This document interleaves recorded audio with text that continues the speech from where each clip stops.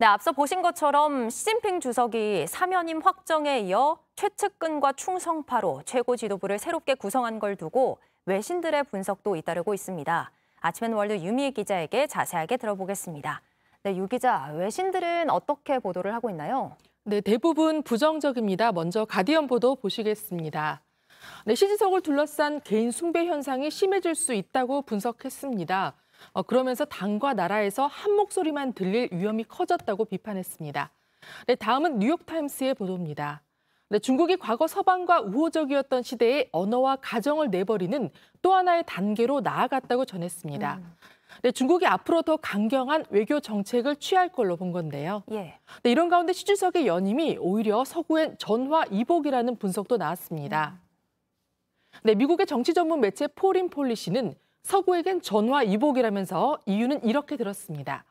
시 주석은 변화하는 지정학적 지형에 대응할 새 아이디어 없이 팬데믹 이전에 완성된 정책을 고수하는 반면 서구는 중국에 효과적으로 대응할 수 있는 아이디어를 많이 가진 걸로 보인다고 짚었습니다. 네, 시 주석의 3연임과 1인 지배체제 강화를 중국의 퇴행으로 본 겁니다. 네, 전반적으로는 부정적인 평가가 많은 것 같습니다.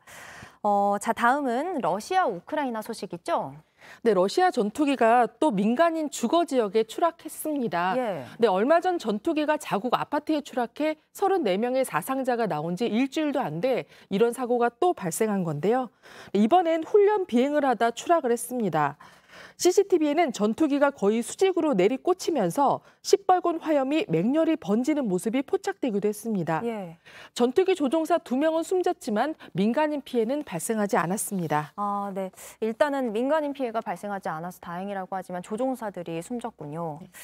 네, 다음 소식도 소개해 주실까요? 네, 이번에도 러시아군의 기강 해이나 훈련 미숙의 사례로 보였는데요. 네, 다음 소식도 이어가겠습니다. 네, 러시아가 우크라이나 어린이들을 강제 이주시키는 전쟁 범죄를 저지르고 있다는 외신 보도가 나왔습니다. 뉴욕타임스의 보도 보시겠습니다. 네, 러시아가 입양을 통해 우크라이나 어린이들을 전리품으로 만들고 있다는 제목의 기사에서인데요. 러시아 당국이 고아는 물론 친척이나 보호자가 돌려달라고 요청하는 경우에도 강제 이주시켰다고 합니다. 뉴욕타임스는 이러한 조직적인 입양은 우크라이나를 러시아의 일부로 취급하고 불법 침공을 마치 숭고한 목적의 작전으로 포장하려는 푸틴의 전략이라고 분석했습니다. 러시아가 강제로 데려간 어린이들의 수는 파악되지 않고 있지만 우크라이나 당국은 수천 명에 이를 걸로 추산하고 있습니다. 네, 앞서 러시아는 지난 4월 우크라이나 내 점령지에서 2,000명이 넘는 어린이가 러시아에 도착했다고 밝힌 바 있습니다. 네, 사실 우리도 비슷한 역사가 있지만 이런 전쟁 범죄에 대해서는 정말 마땅한 대가를 치러야 하지 않을까 싶습니다. 자, 마지막 소식은 뭔가요? 네, 좀 기괴한 사건입니다. 미국 오클라호마주에서 자전거를 타러 나갔던 건장한 남성 4명이 실종되는 사건이 있었는데요. 네, 모두 시신으로 발견됐습니다. 그것도 시신들이 일제히 훼손된 상태였습니다. 이 남성들은 서로 친구 사이였는데요. 지난 9일 저녁 8시쯤 함께 자전거를 타러 나갔는데 이후 돌아오지 않자 가족들은 실종 신고를 했다고 합니다. 현재 경찰은 아직 이들의 사망과 관련한 정확한 경위를 파악하지 못하고 있는데요.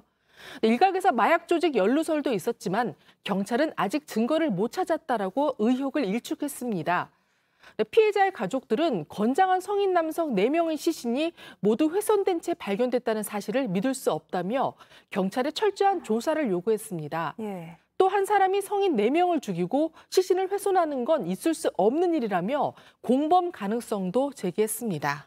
아니, 자전거를 타고 나가고 아이들도 아닌 성인 남성 4명이 사망을 했는데 좀 섬뜩하기도 하고 도무지 이해할 수 없는 사건입니다. 네, 지금까지 유미애 기자였습니다.